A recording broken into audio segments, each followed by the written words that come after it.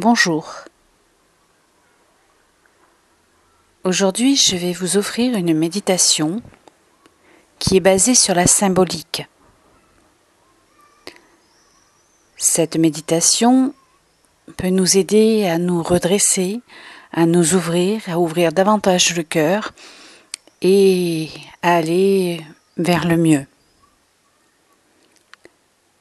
Cette méditation, au départ, elle est un petit peu longue, mais après, il suffit de la faire, de se mémoriser les éléments de cette méditation, et on peut la faire n'importe où, n'importe quand, en faisant la vaisselle, en travaillant. Ça peut prendre 5 minutes, ça peut même prendre beaucoup moins que 5 minutes.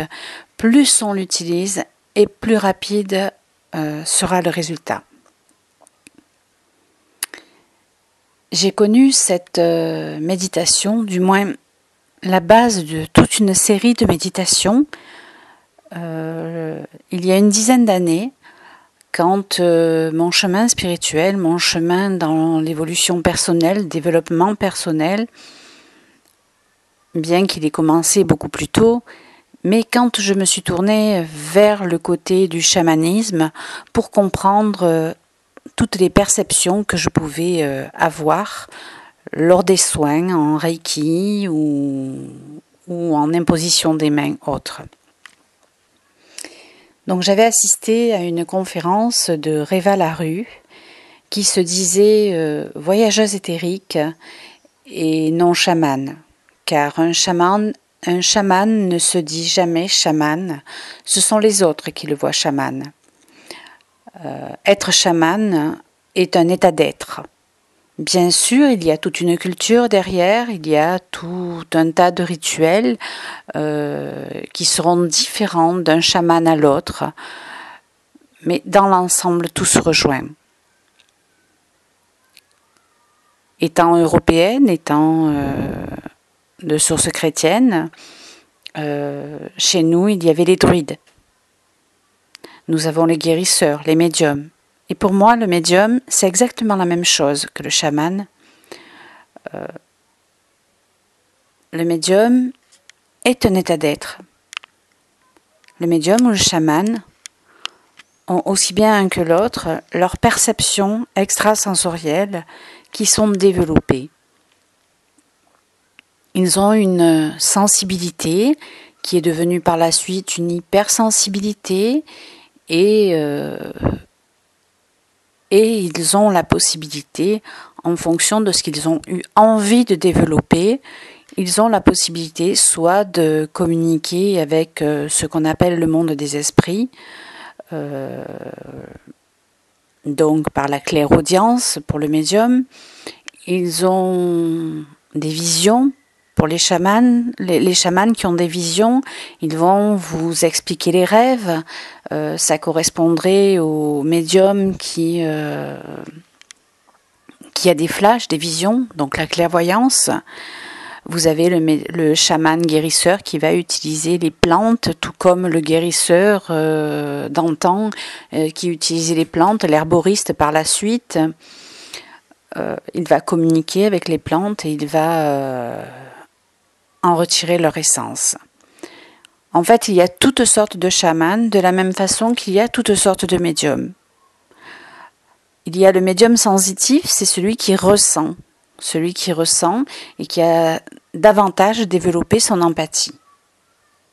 Et chez le chaman, bien sûr, il y a la même chose. Après, progressivement, comme dans toute technique en énergétique, en développement personnel ou même autre, même un boulanger, par exemple, plus il va faire du pain, et meilleur deviendra son pain. Jusqu'au jour où il en aura ras-le-bol, et puis le pain, il sera moins bon. Mais plus on pratique, et plus on développe. Chamanisme, médiumité, énergéticien, ostéopathe, en fait, toutes les techniques, quelles qu'elles soient, plus on va pratiquer, plus on va apprendre, et plus on aura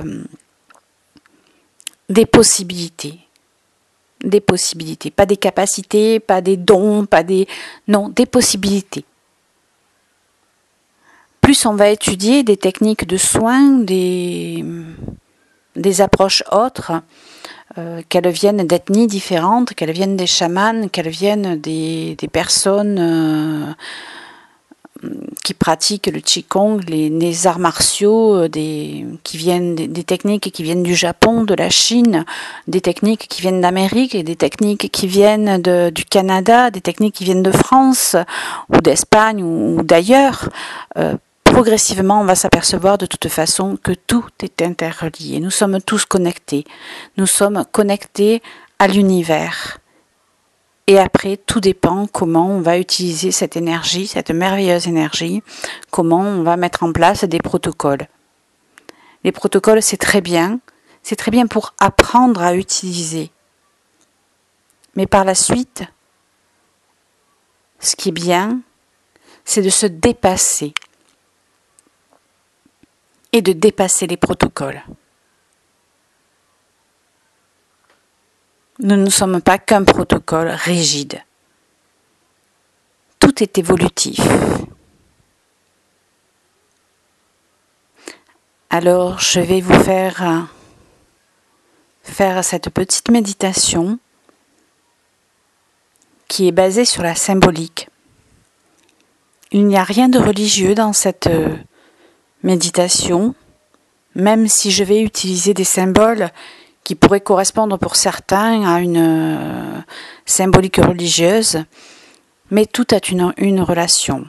Si par exemple, je vous parle de l'étoile de David, qui est l'étoile à 6 branches, suivant votre religion, vous risquez de ne pas apprécier cette étoile. Et pourtant, cette étoile n'est rien d'autre que la constitution de la représentation d'un triangle avec une pointe vers le haut, qui est l'énergie ascendante, l'énergie qui monte de la terre vers le ciel, et un triangle avec la pointe vers le bas, qui est la représentation de l'énergie descendante du ciel vers la terre. Et lorsque ces deux triangles énergétiques fusionnent, nous avons le tout. Et la représentation est une étoile de David. Et cette étoile de David, qui est aussi appelée parfois dans certaines techniques le Merkaba, est considérée, du moins je la considère, comme une porte. Parfois on peut le considérer comme une protection. Tout dépend des croyances, des lectures et des perceptions que l'on a des objets et ce qu'on en fait. Donc pour moi, dans cette méditation, l'étoile de David est une protection, mais en même temps, ce sont des portes.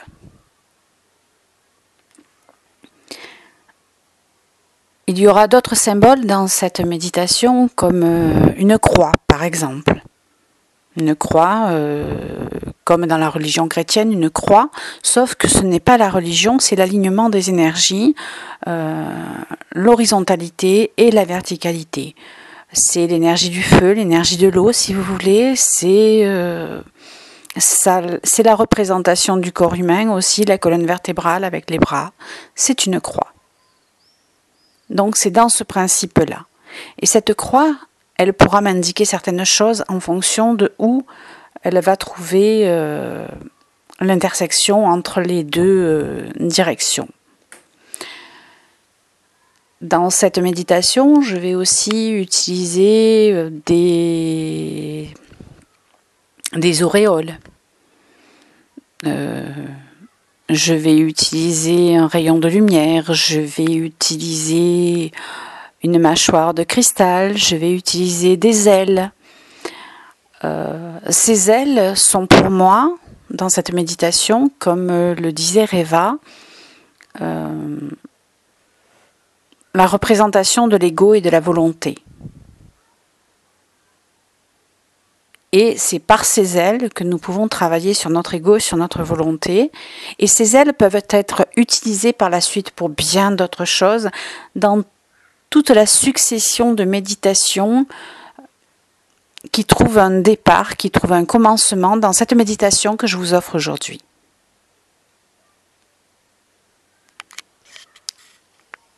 Alors, pour cette méditation, je vais vous demander de vous isoler, d'essayer de ne pas être dérangé par un bruit, par le téléphone, par peut-être une sonnerie ou la télévision sur le côté. Donc, vous vous mettez dans une situation confortable. Si vous avez envie, vous pouvez allumer un bâton d'encens, un peu de sauge ou du papier d'Arménie, ce qui vous fait plaisir. Vous pouvez allumer une bougie, vous pouvez mettre une musique douce derrière le son de cette méditation, de cet enregistrement. Vous pouvez vous allonger ou vous asseoir confortablement dans un fauteuil.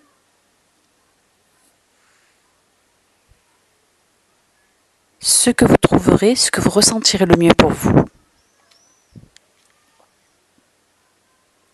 Si vous aimez les cristaux, vous aimez les pierres, vous pouvez très bien prendre un cristal dans votre main, un minéral, excusez-moi, je ne sais plus. Donc, si vous avez par exemple un Merkaba en cristal de roche ou en améthyste ou en quartz rose ou peu importe, ou une pyramide ou un œuf, vous pouvez le prendre. Si maintenant vous êtes attaché à un objet chamanique comme un bâton de parole ou autre chose, vous pouvez aussi le prendre si ça vous fait plaisir. Je ne vois aucune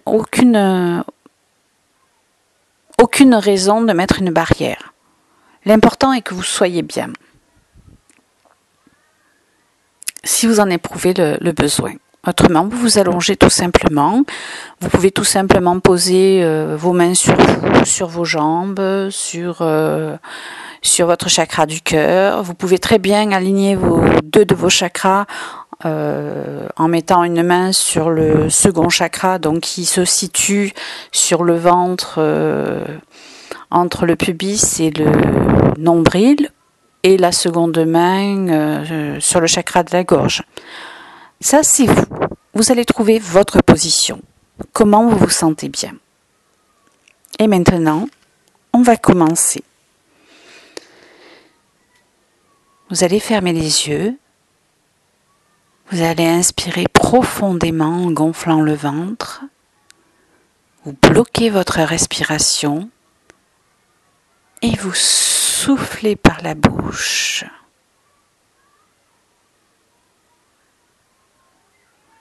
Entre chaque respiration profonde, vous pouvez reprendre une respiration normale.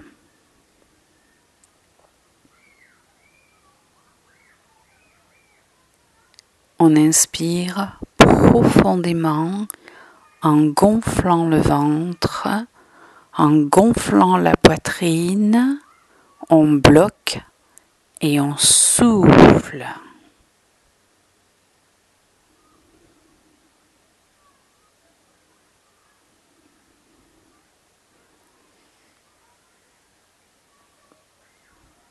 On prend une respiration normale.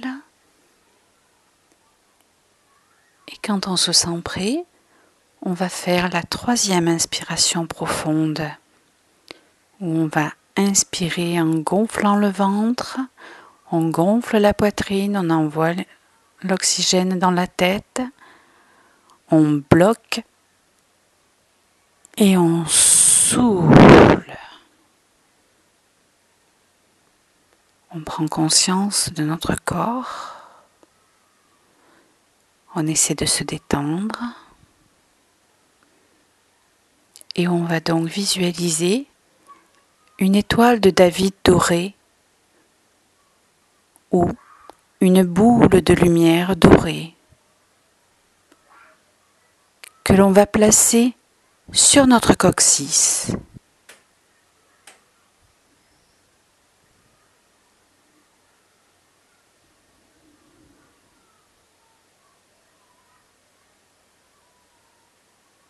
De cette étoile de David dorée, de cette boule de lumière,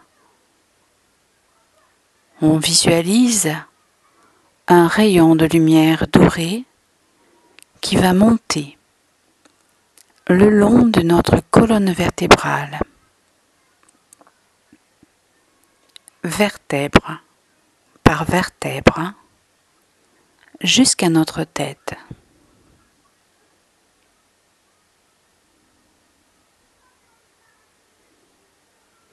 On aime cette étoile de David, on aime cette boule de lumière et ce rayon de lumière qui monte le long de notre colonne vertébrale, vertèbre par vertèbre, jusqu'à notre tête, pour former une belle colonne.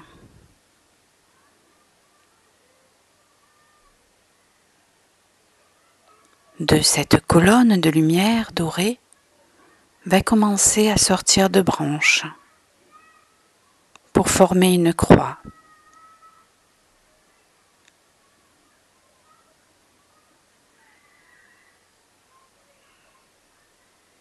Prenez note de la position des branches sur votre colonne.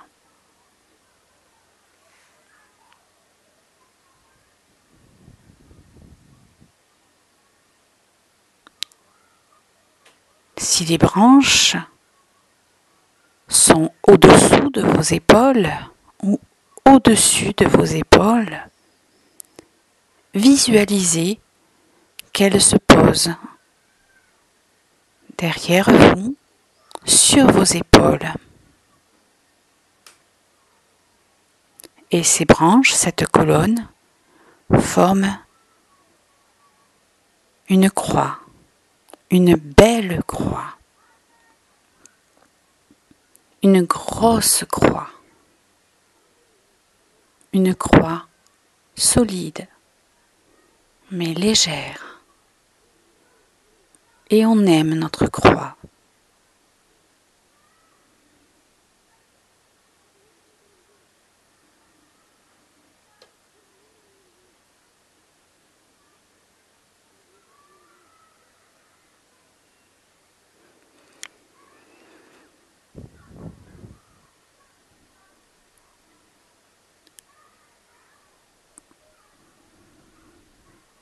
Au centre de cette croix, au niveau de notre nuque, de notre gorge, va venir se placer un diamant, un beau diamant, un magnifique diamant.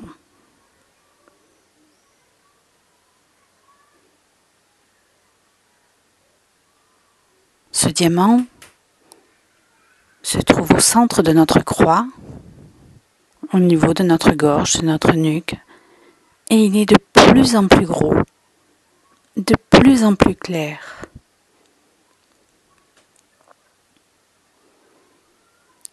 Ce diamant brille de toutes ses facettes. Si vous voyez autre chose qu'un diamant, si vous voyez une couleur particulière, prenez-en note. Essayez de visualiser un diamant étincelant, de plus en plus clair. Si vous n'y arrivez pas aujourd'hui, peut-être que la prochaine fois vous y arriverez. On aime notre étoile de David, on aime notre croix et on aime notre diamant.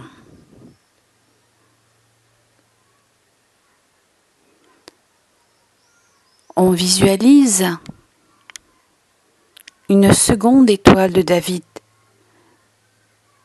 une étoile dorée, une étoile à 6 branches dorées qui va se positionner au niveau de notre 3e œil, au centre de notre front. Et cette étoile de David va entrer dans notre tête. Cette étoile de David va traverser notre tête et sortir derrière notre tête par notre occiput un rayon de lumière dorée. un magnifique rayon de lumière dorée qui vient de cette étoile de David et qui traverse notre tête. Mais ce rayon de lumière dorée va tracer des cercles derrière notre tête, des auréoles. Et ces auréoles,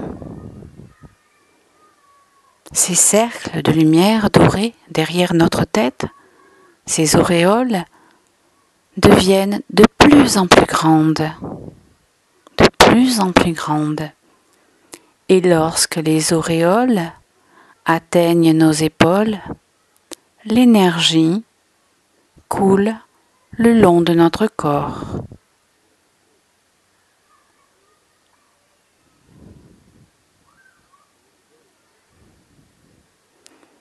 On aime notre étoile de David, on aime notre croix, on aime notre diamant, on aime nos auréoles et on aime cette énergie qui coule le long de notre corps.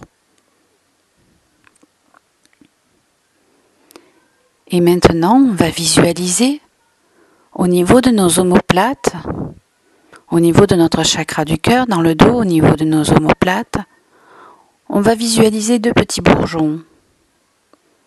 Deux petits bourgeons qui vont commencer à pousser. Deux petites ailes. Et ces petites ailes vont se déployer, elles vont pousser, pousser. On peut bouger un petit peu les épaules pour ressentir ces ailes. Et nos ailes vont pousser. Elles vont pousser de plus en plus grandes. Et nos ailes ne se laissent pas limiter par les murs. Elles peuvent atteindre le ciel. Elles peuvent traverser les murs. On peut bouger les épaules et ressentir nos ailes grandir, grandir et se déployer. Nos ailes qui vont devenir de plus en plus claires, de plus en plus blanches. Peut-être qu'aujourd'hui, vous n'aurez qu'une seule aile qui poussera. Mais en répétant cette méditation, la seconde viendra à son tour. Et progressivement, vos deux ailes seront déployées. Elles pourront atteindre le ciel et bien d'autres choses. Nos ailes sont aussi grandes vers le ciel que ce qu'elles peuvent être grandes vers la terre, en se repliant.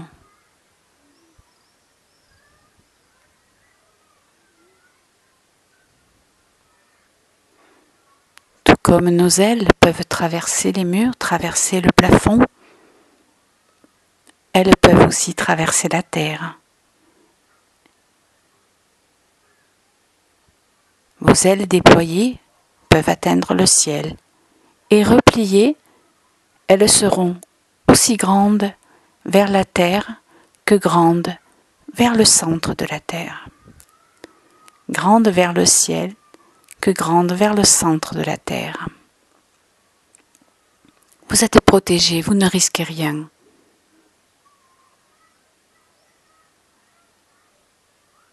Ressentez vos ailes. On aime notre étoile de David, on aime notre croix, on aime notre diamant, nos auréoles, et on aime nos ailes.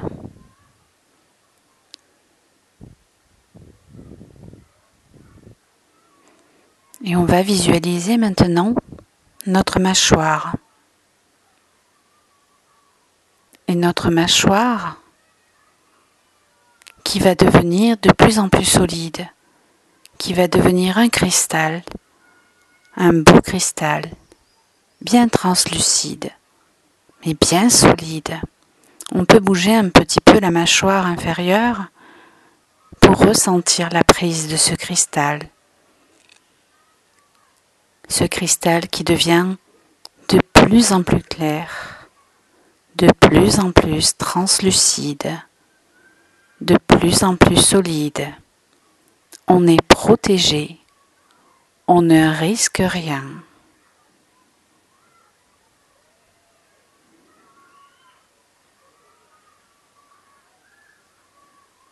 Je vous laisse quelques secondes dans le silence pour profiter de cet état, pour ressentir votre mâchoire et tout le reste des symboles.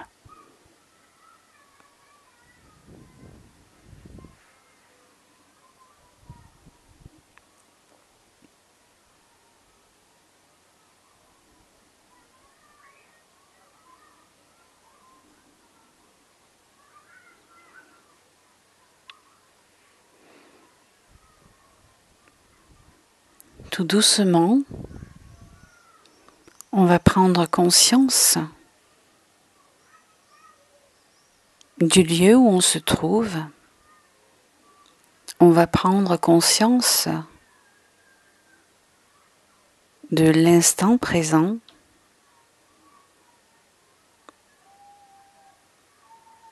On va se préparer à revenir dans l'ici et maintenant. On va commencer par bouger les mains, les doigts, les mains. On va bouger les pieds. On va remuer un petit peu la tête, la nuque.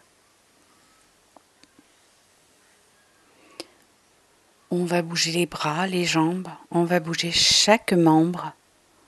On s'étire. Et quand on est prêt, on ouvre les yeux et on revient dans l'ici et maintenant.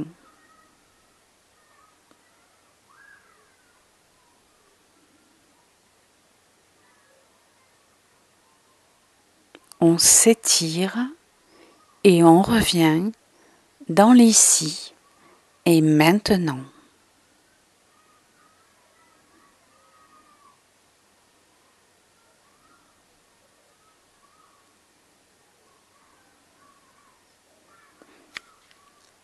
Cette méditation est terminée pour aujourd'hui et elle est la base de tout un cycle de méditation basé sur de la symbolique et qui va nous emmener à agir sur nous.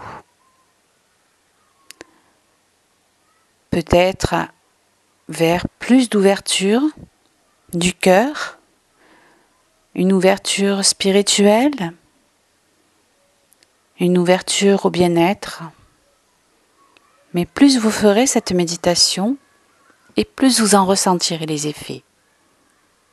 Faites-le quelques jours d'affilée et regardez votre façon de marcher. Peut-être qu'elle aura changé. Votre façon de vous tenir. Si vous avez tendance à courber les épaules, vous verrez que plus vous ferez cette méditation et plus vous vous ouvrirez et vos épaules vont se redresser et vous écarterez les épaules. Il y a certaines personnes qui ont fait cette méditation pendant quelque temps et qui ont eu la sensation d'avoir grandi.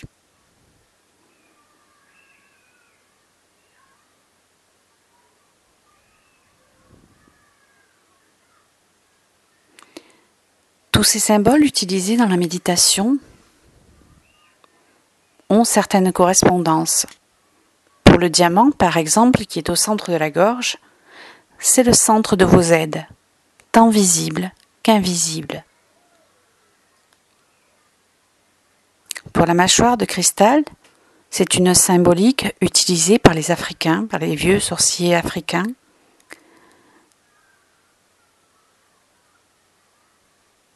Pour agir au niveau des peurs. La mâchoire de cristal va leur permettre d'aller au-delà de leurs peurs et au-delà des peurs de leurs patients, de leurs consultants, des personnes qui vont les voir. La croix, c'est la façon dont vous voyez, vous percevez votre vie.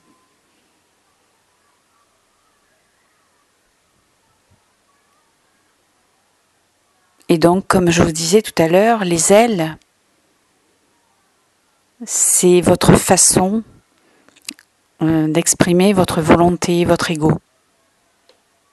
Vos ailes sont grandes, ce n'est pas parce que vous avez beaucoup d'ego ou beaucoup de volonté, ou parce que si elles se développent correctement, c'est très bien. Si elles ont du mal à se développer, c'est qu'il y a une petite problématique. Ensuite, vos ailes peuvent atteindre le ciel. C'est là qu'intervient parfois, peut-être l'avez-vous vécu pendant cette méditation, c'est là qu'intervient parfois le voyage éthérique, le voyage intérieur. Suivant les personnes, ce voyage-là aura un nom différent. Et lorsque vos ailes se replient vers la terre et qu'elles touchent, qu'elles entrent dans la terre, cela permet de s'ancrer, de faire ce qu'on appelle un ancrage, de rester dans la réalité, de ne pas se laisser emporter par les illusions. Les ailes enfoncées vers la terre seraient une forme de rationalisation, si on peut dire. J'espère que cette méditation vous aura plu, vous aura fait du bien, et peut-être que je vous mettrai d'autres méditations dans le même style, ou alors vous avez la possibilité de participer aux ateliers Psycho-Kim Kopsi. Et dans ces ateliers, ce sont des ateliers où nous agissons sur nous en fouillant dans nos valises, dans les valises de notre passé, de notre vie, de nos blessures. Je ne dis pas travailler parce que j'ai un maître à penser qui est formidable, que je citerai, c'est Louise Gervais, et elle m'a appris que le mot travailler trouvait son étymologie. Dans l'étymologie, le mot travailler venait du mot torture. Donc je préfère que nous agissions sur nous, que nous jouions éventuellement. D'ailleurs, je propose aussi des ateliers avec divers supports, comme des jeux, les cartes médecine, les cartes de l'intuition, les accords Toltec, la loi de l'attraction, le jeu de la transformation, et encore bien d'autres. Et très prochainement, un petit frère vient se rajouter, et je serai animatrice du jeu de la source. Ces ateliers auront lieu à Entresins, dans les Bouches-du-Rhône, mais il est toujours possible d'avoir des contacts de groupe par Skype.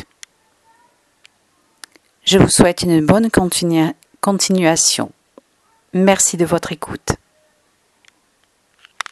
Marlène Bescon, psycho-énergéticienne, consultante et formatrice en développement personnel, connaissance de soi.